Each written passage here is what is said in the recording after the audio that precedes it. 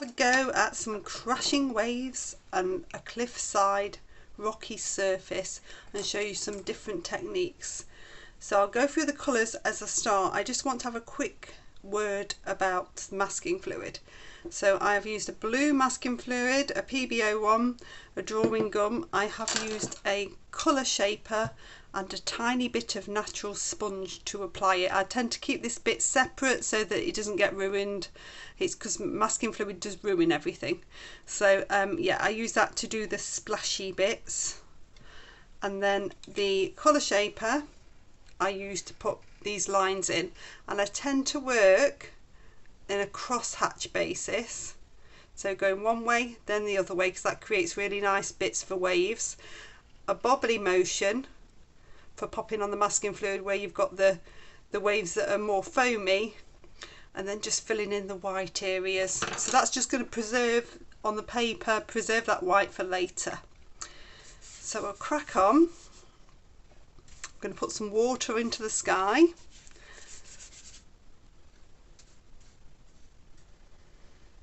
Come around the cliff. I'm going to pick up my round number 10. Just check that that's nice and clean. I'm loaded it with water. I'm going to come straight into some cobalt blue. So loaded with water, straight in. So it's neat paint, squirted out. I'm just coming straight on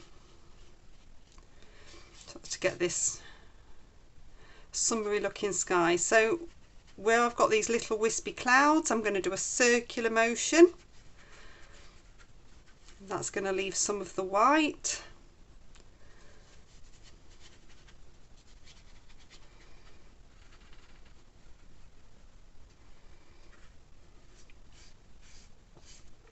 Then I'm going to go up to the horizon line at the bottom. I'm going to dab in and just come into some ultramarine blue as well. So I'm going to be using this today, so I want to blend some of that through at the top. Just going to add an extra bit of depth there.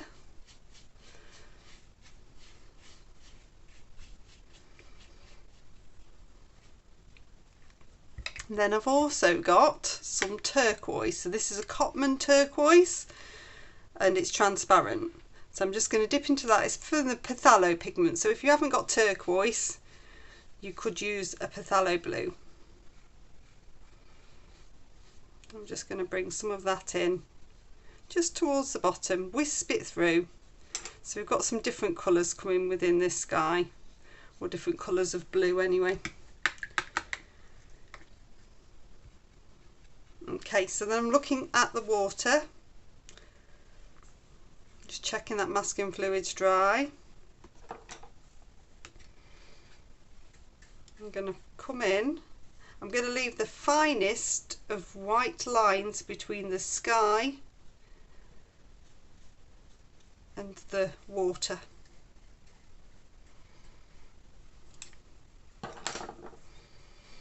And then I'm going to start with the turquoise.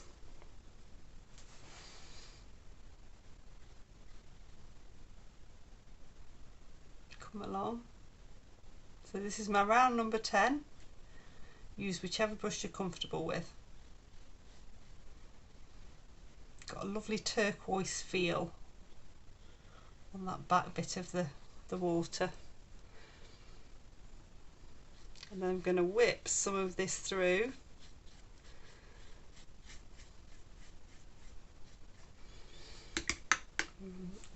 Come down to a number 6. I'm going to pick up some of the ultramarine blue.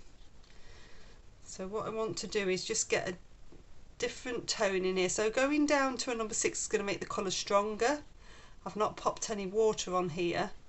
I'm really just focusing on getting all those little bits of masking fluid, or in between the masking fluid should I say, because those are the bits that are going to make the waves and the ripples. So I've got to make sure that I catch those. It's sometimes hard to see when you're using blue masking fluid that you've got it all. But that warmer blue towards the front will give it a good sense of distance.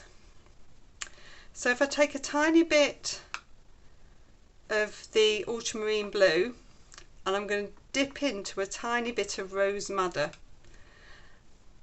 So these are neat colours, and I'm just going to make a purple. So it's quite a bluey purple, and then I'm going to just try and come along this edge whilst it's still damp, but leave that still that tiny bit of white, and just create that nice dark horizon line, but then you've got that glimmer of light on there as well.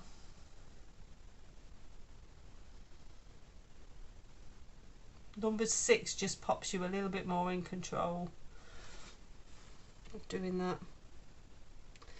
And I'm just going to whip a few through bits of those purple through, just to blend that with the turquoise.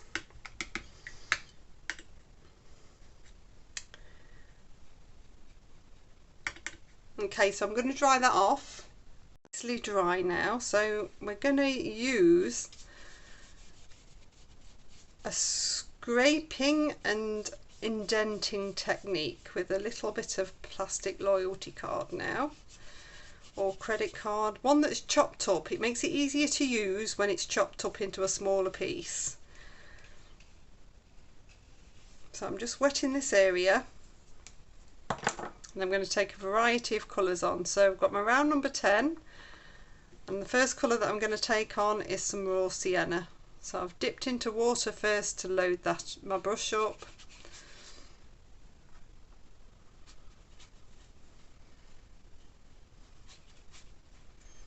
Just coming in. I just want a nice variety of colour. Follow the line of the land, so I'm painting down in that diagonal.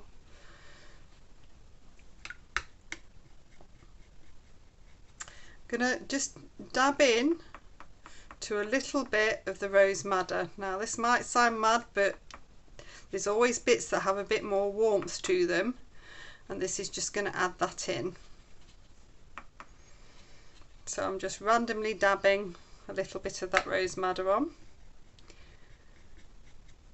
I'm then going to come into some sap green and a bit of raw sienna together, so I can start to get this green area.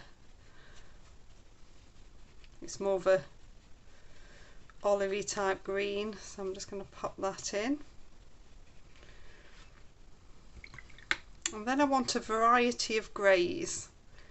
So if I take some cobalt blue, and this is a touch of sepia, this is going to give me a nice grey, and then ultramarine is a darker blue. I'll just twist that round so you can see those with the sepia, and that should make a neon black, which will be useful. In fact, whilst my brush is still loaded, I'm going to come in, start to create these really dark areas.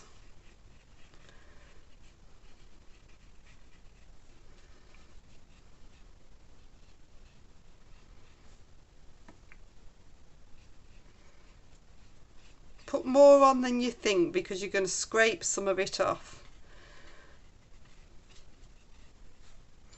So this is the real dark that I've started with.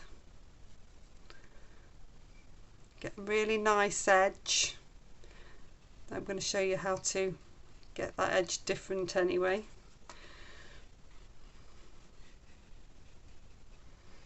And then this mid grey, which looks very similar, but it isn't, it's a lot lighter. I'm just going to dab through.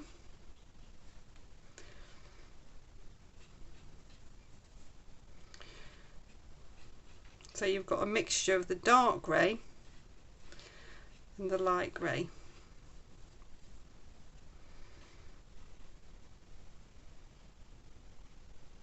Just concentrate on getting a nice edge.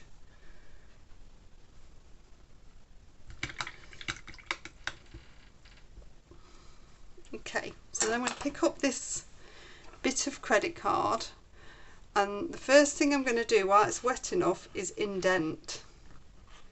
So the indenting creates lovely dark craggy lines, so you need to get those in whilst it's wet enough. If it's not wet enough, then it will just start to scrape the paint off, which is another effect. So I'm following the line of the land and I'm basically drawing in craggy bits. It's a great way to do it, and say if you're doing lots of fine ones with your brush. So we just want those craggy bits in first. You need to move fairly quickly as you're doing this, because it will dry, and then when it's dry you can't really do anything. The other way I'm going to go is to work with the flat of the credit card. So the flat means you can scrape, and when you scrape it looks like a rock. So this is what we're doing now. We're scraping with the flat of the card in the direction that we want to go. So following the line of the land. You do need to be a little bit careful around your masking fluid because you don't want to scrape that off at this point. But this is a way to achieve any light bits. And you can see when you're scraping, you scrape the dark and it leaves the light. So it's a really easy effect once you've got it.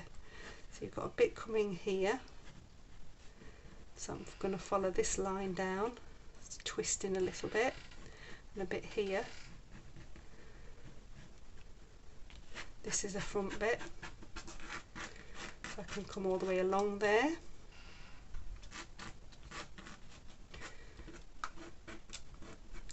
Make sure you overlap some of these, and you can scrape some of the paint as well. You don't want it to look like you've created a pattern, so make sure you overlap them.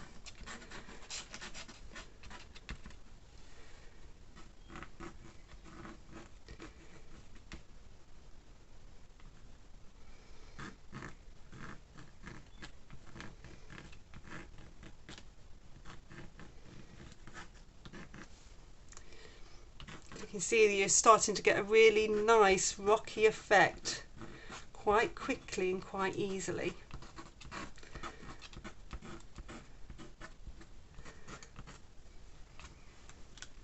That's working really nicely.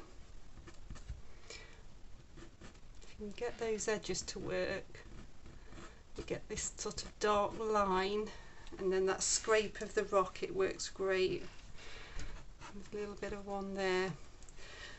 So at that point then you can take more paint in, so you can do more craggy bits, you can add dark in places.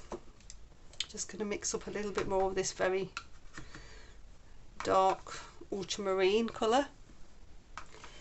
So ultramarine and sepia, so that I get this nice dark black, so I can come in and really define those bits that I want to, and you can use the lines that you've got from the scraping to help to define where those areas need to be.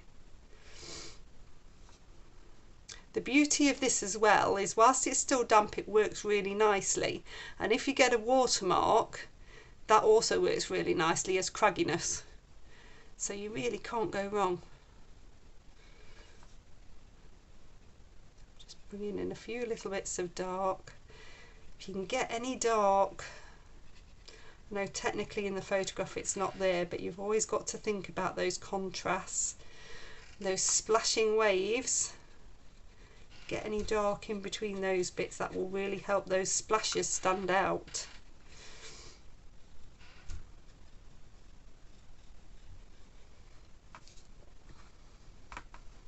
I've also got a little bit of a rock here. I'm just going to pop in nice and dark.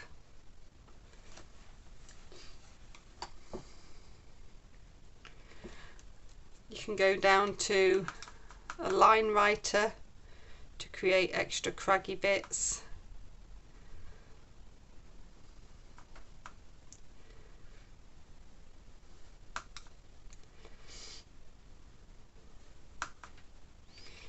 It's a really fun one to do, this one. So just follow that line of the land.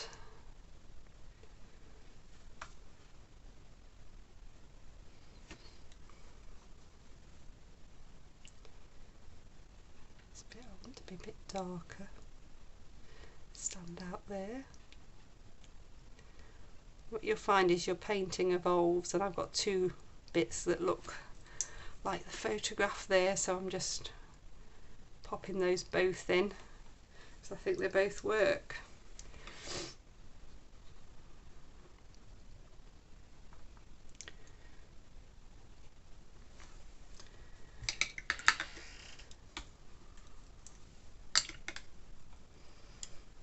So I'm really pleased with that. What you can do as well is take in extra paint and scrape that in. So if I just pick up a bit of this sepia that's left on the palette here, you can just scrape in an extra bit. So you get those extra scrapes of the colour. If you do that when it's wetted, the colour will disappear. But if you're doing it when it's nearly dry, you're going to get that textural effect. It's just like acrylic painting when you're doing impasto, really. Just not quite as thick. Okay, and you can come over little bits again. That thing where I said about the indenting in the corner, if it's nearly dry, you'll scrape the paint off. You can see me scraping bits of paint off here. It all adds to the texture. Scrape a little bit there, look. Scrape a few lines through. Okay, so I'll dry that off and we can rub the masking fluid off. Dried that off and I've rubbed the masking fluid off.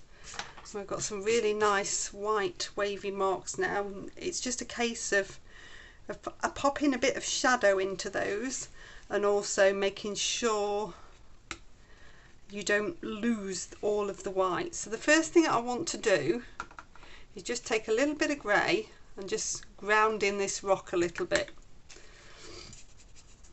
Just smudged it there, and then so I'm just softening in either side because it needs something just to ground that into the water. It's very easy for it to look like it's floating, something floating rather than grounded, so that little bit of grey underneath just holds it together. So I'm using a flat brush now.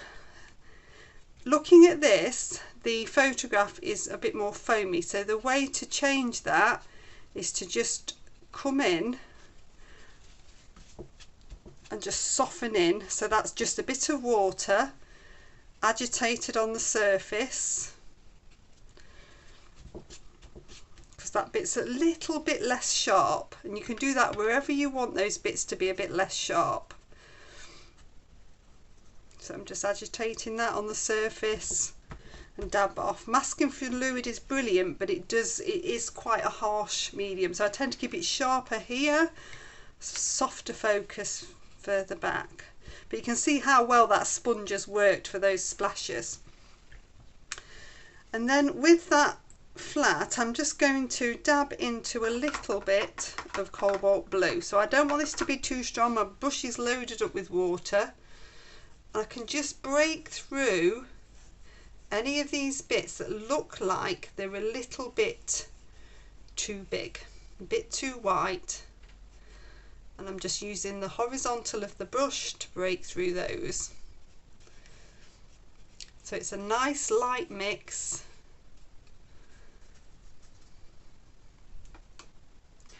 Nothing too strong, just to give a little bit of shadow. And then I'm just using the corner of the flat just to dab in into the foamy bits, again just to create a little bit of shadow. You still want that white really to be there. Okay, so that's all done.